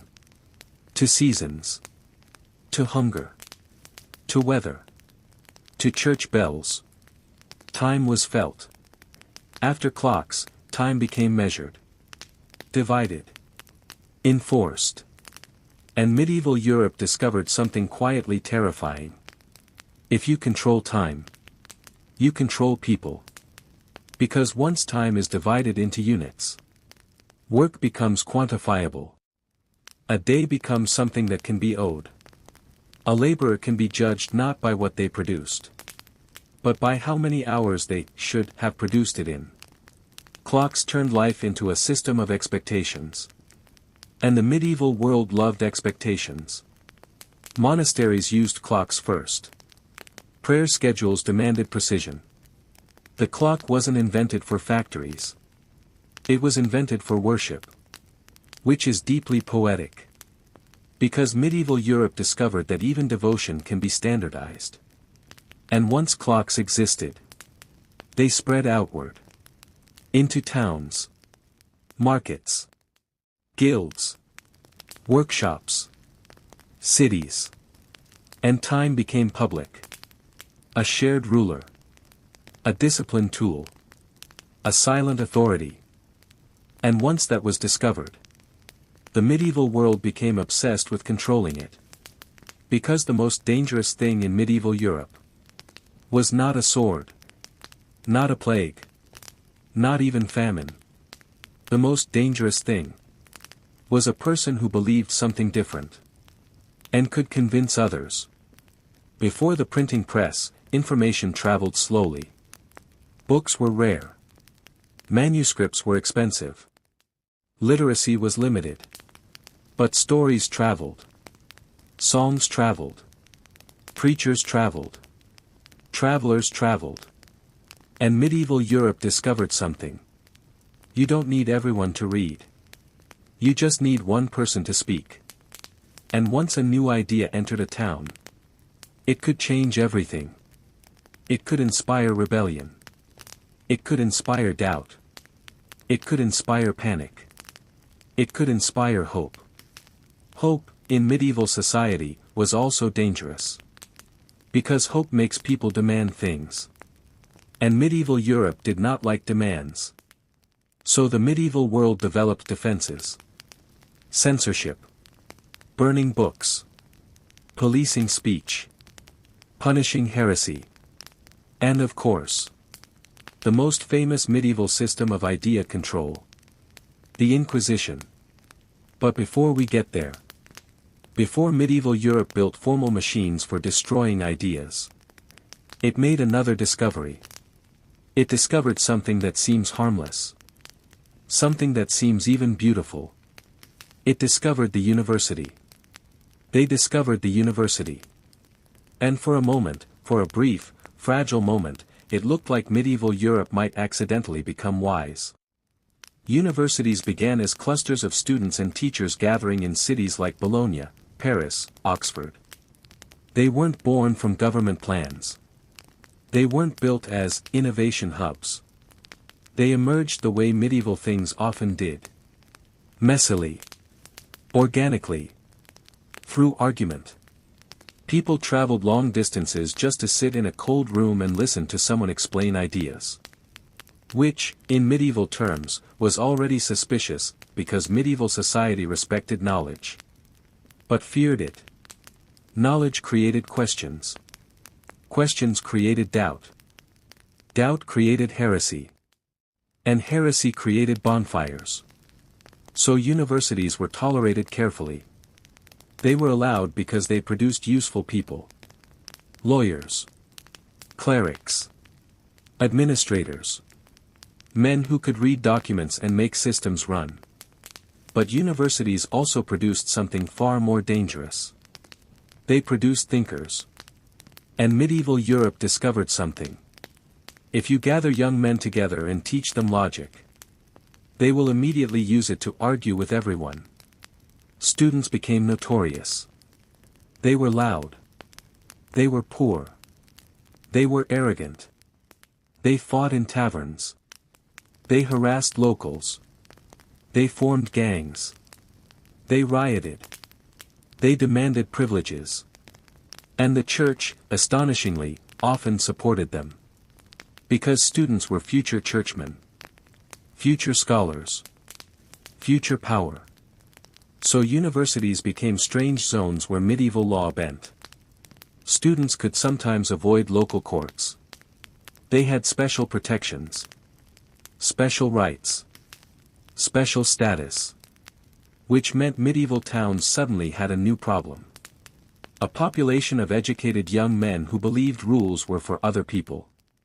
And medieval Europe discovered something timeless. Education does not automatically produce maturity. Sometimes it produces confidence. And confidence, as we have already established, is medieval Europe's most dangerous invention. Universities also did something else. They standardized knowledge. They created curricula. They created exams. They created degrees. They created the idea that learning could be certified. That intelligence could be measured. That authority could be earned through paperwork. And medieval Europe discovered something that would eventually reshape the world. If you can control who is officially educated, you can control who gets power. Because once education becomes a gate, it becomes a weapon. Now, the university should have been a breakthrough in medicine. And in some ways, it was. Medical texts were studied. Galen. Hippocrates. Arabic scholars. Translations flowed in from Spain, Sicily, and the wider Islamic world. This is important. Because medieval Europe did not invent most of its medical knowledge. It borrowed it. It absorbed it. It translated it. And then it argued about it loudly for centuries. But here's the problem. Universities loved theory. They loved logic. They loved elegant systems. And medieval medicine was an elegant system. The humors. Blood. Phlegm. Black bile. Yellow bile. Everything could be explained by imbalance. Everything could be treated by balance. It was neat. It was symmetrical. It was wrong. And medieval universities discovered something. If a theory is beautiful enough, people will defend it even while patients die in front of them. Because a dead patient is tragic. But a broken worldview is terrifying. So medicine became academic. Doctors became prestigious. They wore robes. They spoke Latin. They wrote prescriptions. They debated. And they often avoided touching patients directly. That was for surgeons. Surgeons were messy. Surgeons used hands. Doctors used words. Doctors diagnosed. Surgeons cut.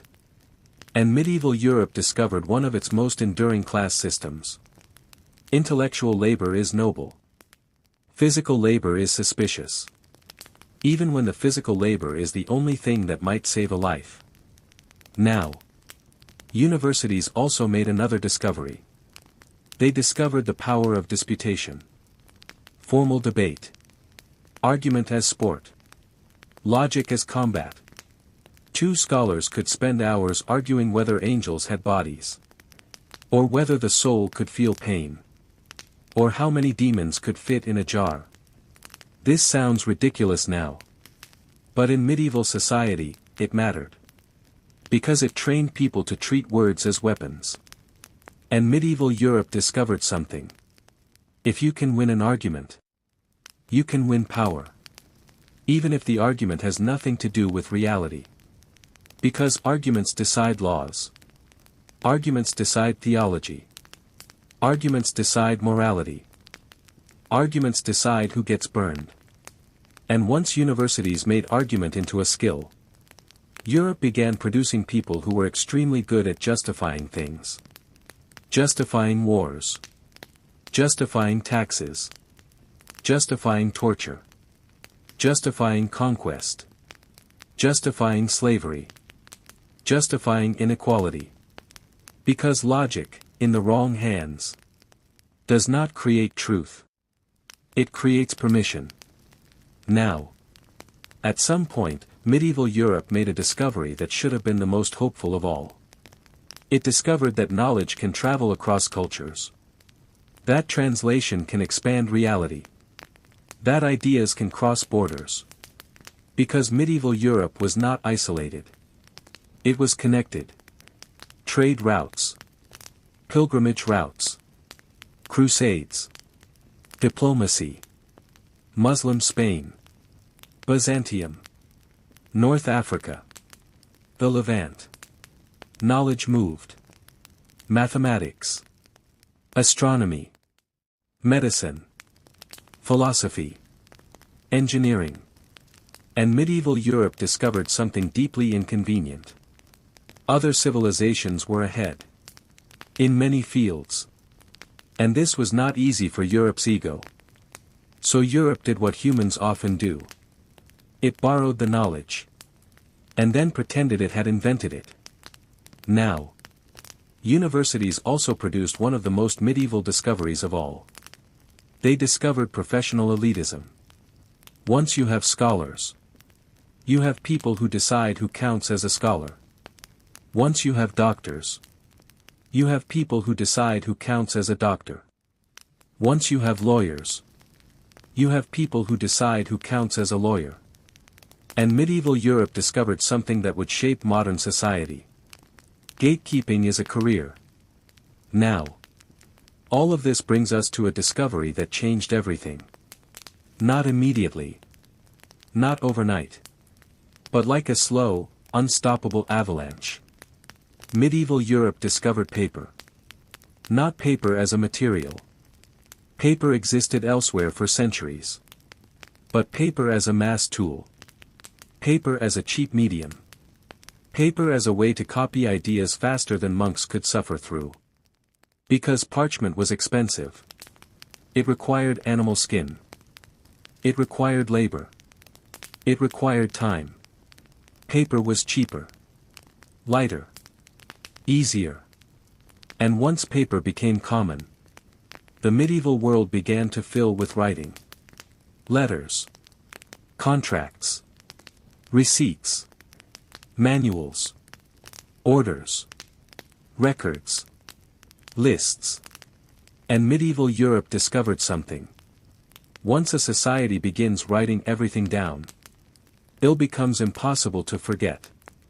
And forgetting is sometimes mercy. But writing creates permanence.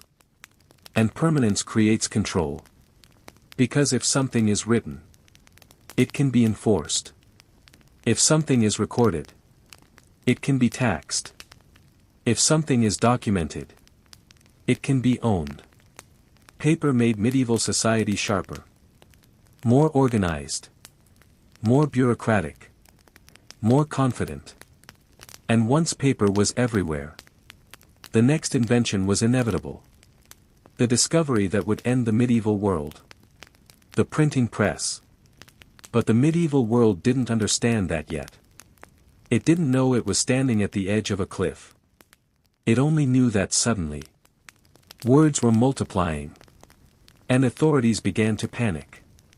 Because medieval Europe had already discovered something. Pain can control bodies. Fear can control crowds. But information can control history. And once you lose control of information, you lose control of everything. They discovered the printing press. And medieval Europe did not greet it with joy. It greeted it the way a paranoid household greets the sound of a stranger turning the doorknob at night. Because the printing press was not just a machine. It was an event. It was a rupture. It was the moment when information stopped being slow. Before printing, knowledge moved like a candle flame. Fragile. Localized. Easy to snuff out.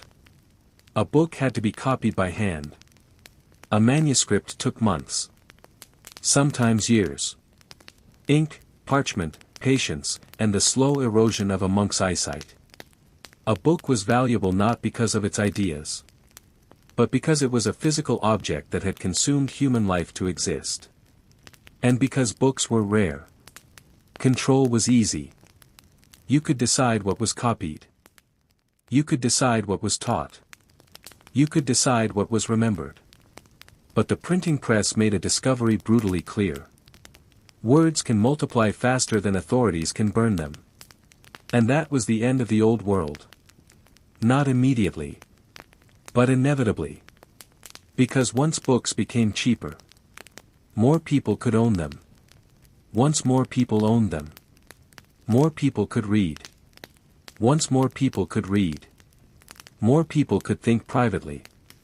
And medieval Europe feared private thinking more than plague. Because private thinking creates one deadly thing. Independent conclusions. And independent conclusions create rebellion. Now, at first, printing looked harmless. Religious texts. Prayer books. Calendars. Pamphlets. But very quickly, printing discovered its true calling. Argument. Printing made disagreement scalable. Before printing, heresy was local. A strange preacher in a town. A rumor.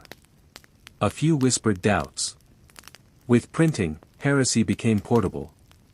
Repeatable. Identical.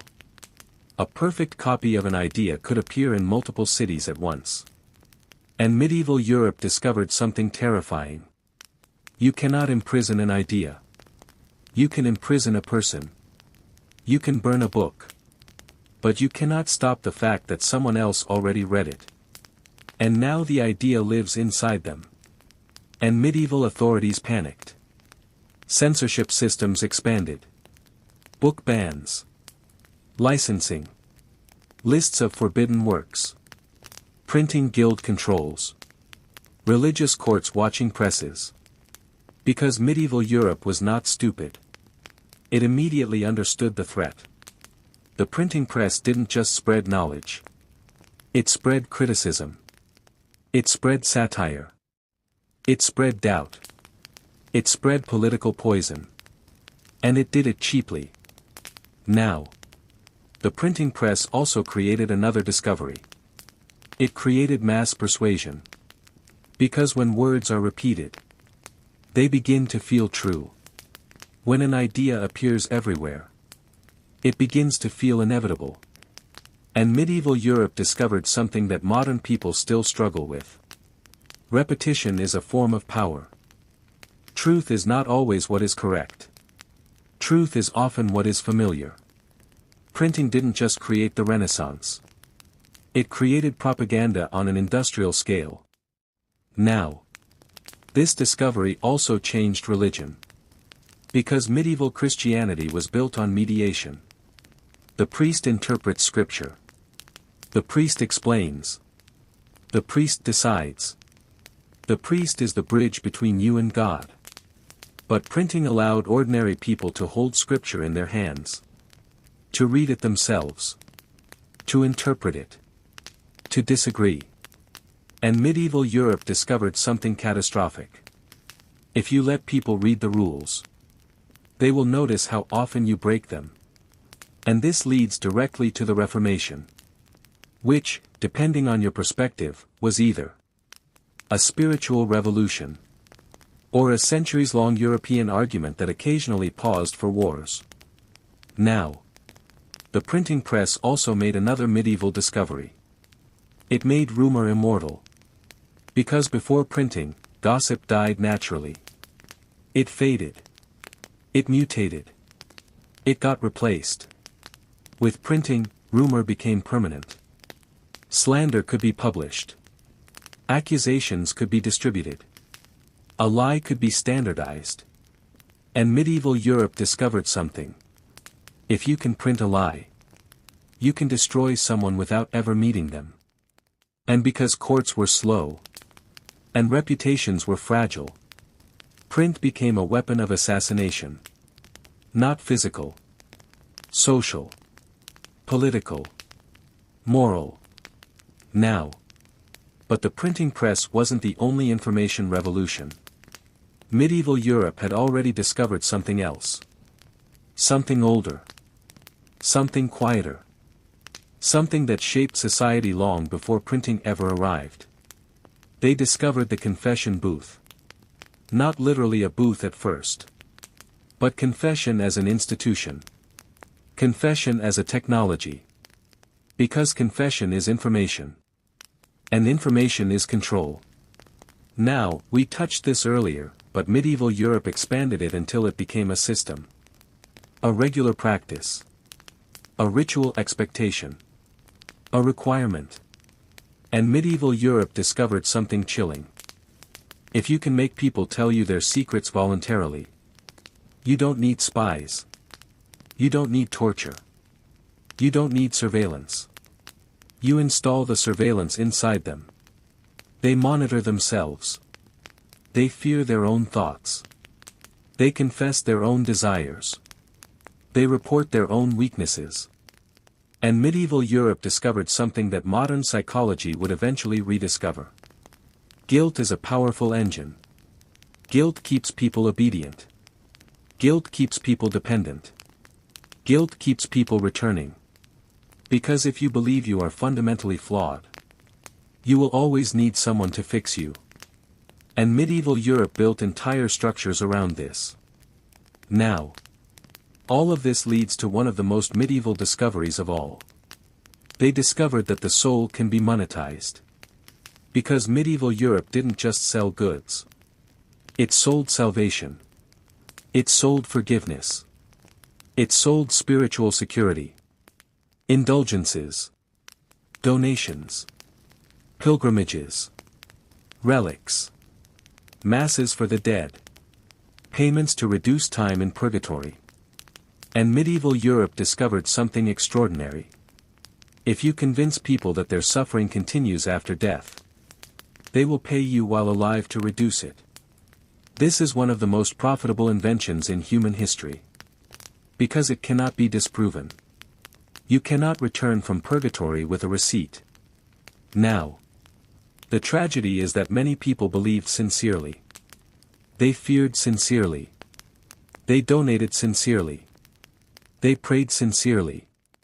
And they were exploited sincerely. Because medieval Europe discovered something. Faith is beautiful. But faith can be harvested. Now. This brings us to another discovery. A discovery that would define medieval Europe's relationship with women for centuries. They discovered that childbirth is dangerous. Again, humans always knew childbirth was dangerous. But medieval Europe began to document it. To treat it as a medical event. To observe patterns. To write about it. And what they discovered was horrifying. Women died constantly. Babies died constantly.